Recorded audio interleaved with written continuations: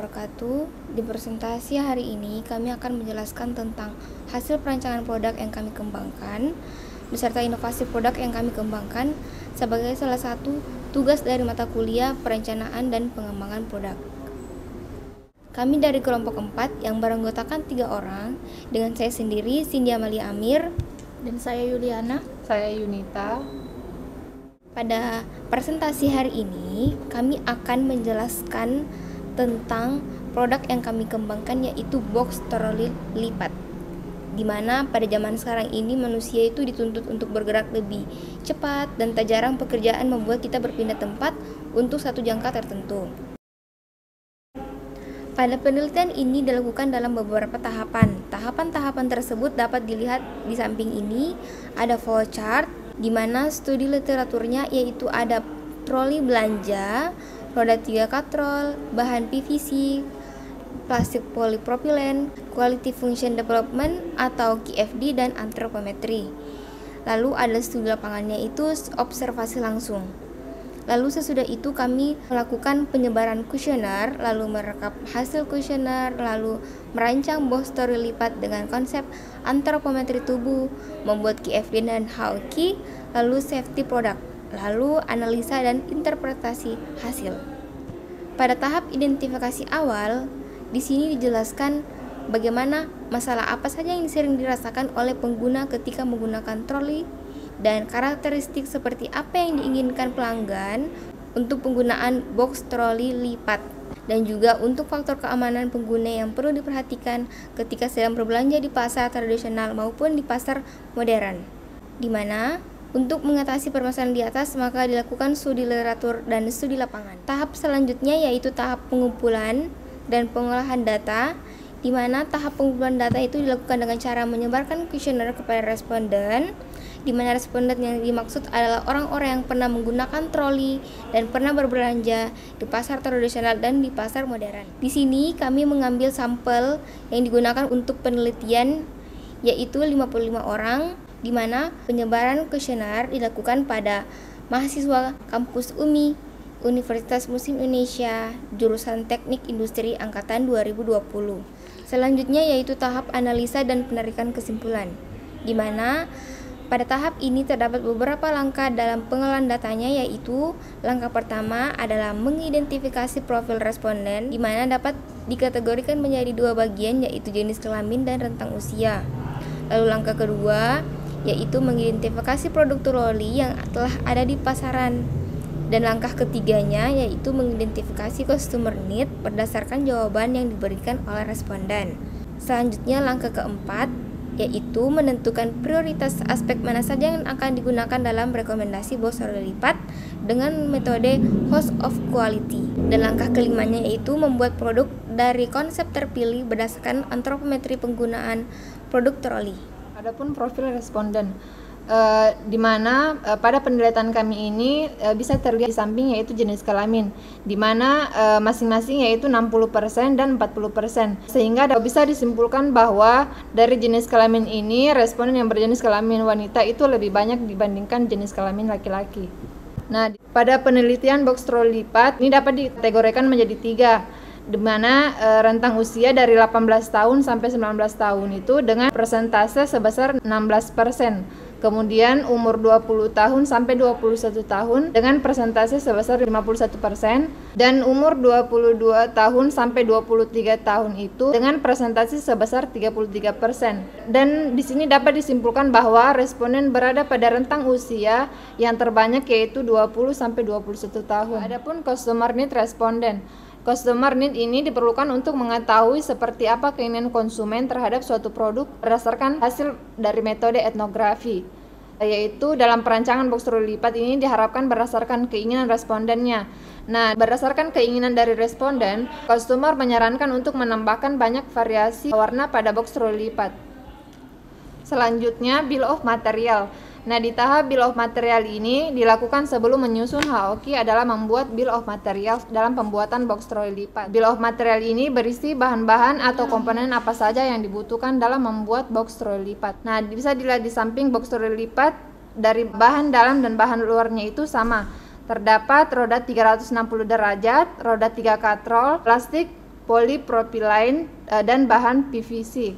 Nah, lalu untuk merakit dari box troli lipat itu menggunakan baut dan mur. Baik, yang selanjutnya itu atribut beserta nilai bobot, yang dimana didapatkan dengan cara menyebarkan kuesioner pada responden sebanyak 55 orang.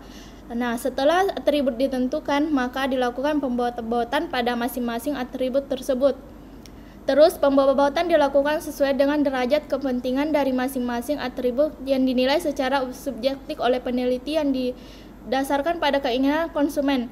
Atribut beserta nilai bobot tersebut dapat dilihat pada tabel di samping, di mana ada primer yang menggunakan desain, bahan, dan fungsi, dan di mana sekundernya desain mempunyai ukuran, bentuk, warna, dan bahannya ada luar dan dalam, sedangkan fungsinya ada tambahan dan inovasi, di mana box troli lipat sesuai dengan dimensi rata-rata tinggi tubuh pengguna, di mana tingkat kepentingannya mendapatkan tingkat kepentingan 4, kecuali bervariasi itu mendapatkan tingkat kepentingan 3, dan mudah dibongkar pasang itu juga mendapatkan tingkat kepentingan 3.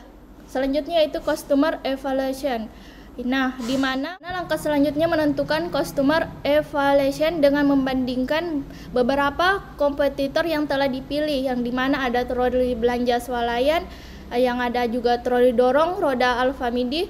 Nah, di sini alasan kami pemilih kompetitor tersebut yaitu dikarenakan troli tersebut yang paling sering dipilih oleh konsumen. Selanjutnya dilakukan perbandingan atribut antara kompetitor dengan produk yang akan dibuat oleh peneliti dan diberi penilaian kepentingan masing-masing. Penilaian kepentingan tersebut didasarkan pada penilaian subjek dari peneliti sesuai dengan karakteristik dari troli belanja tersebut, dan juga penilaian dari konsumer. Berikut di samping ini adalah tabel customer evaluation, yang dimana box troli lipat sesuai dengan dimensi rata-rata tinggi tubuh pengguna itu mendapatkan ABC, yang dimana ada troli belanja swalayan dan troli dorong roda Alfamidi. Baik, yang selanjutnya itu relationship matrix, yang dimana penentuan hubungan ini digunakan untuk mengetahui apakah atribut yang berasal dari suara konsumen bisa sesuai atau bisa didesain melalui karakteristik engineering yang ada. Relationship matrix digunakan untuk menentukan tingkat kesulitan yang ada pada desain box troli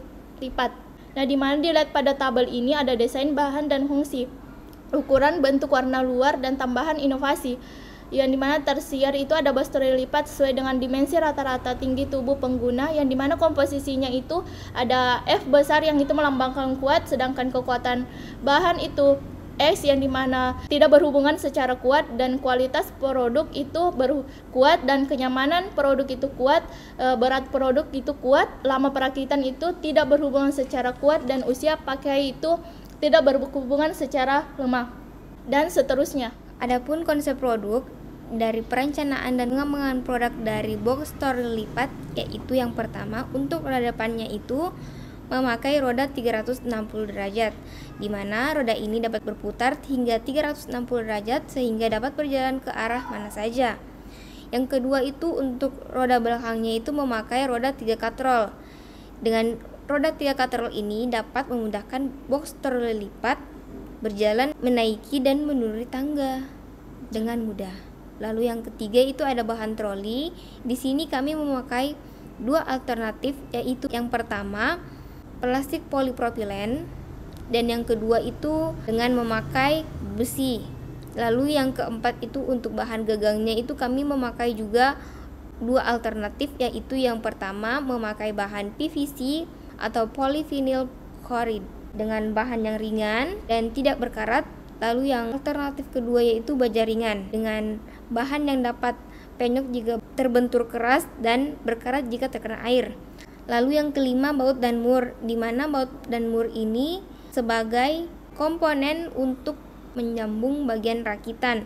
Di sini kami memakai dua alternatif, yaitu baut dan mur stainless steel dan baut dan mur plastik. Selanjutnya pembuatan produk berdasarkan antropometri. Pada pembuatan box troli lipat, kami menggunakan data antropometri untuk semua jenis kelamin, umur, maupun suku dengan masing-masing persentil pada dimensi tubuh.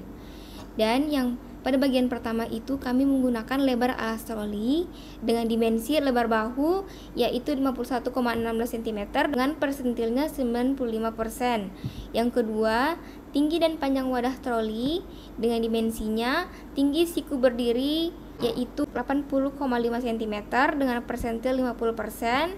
Dan pada bagian yang ketiga itu pegangan troli, dimensi yang kita gunakan itu lebar bahu, yaitu 51,16 cm dengan persentil 95%.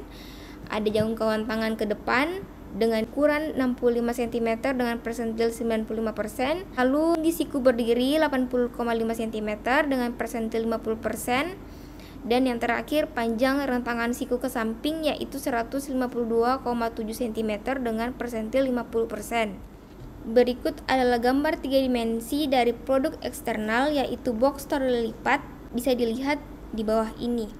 Untuk box troli lipat terbuka bisa dilihat di samping kiri, dan untuk box troli lipat tertutup bisa dilihat di samping kanan.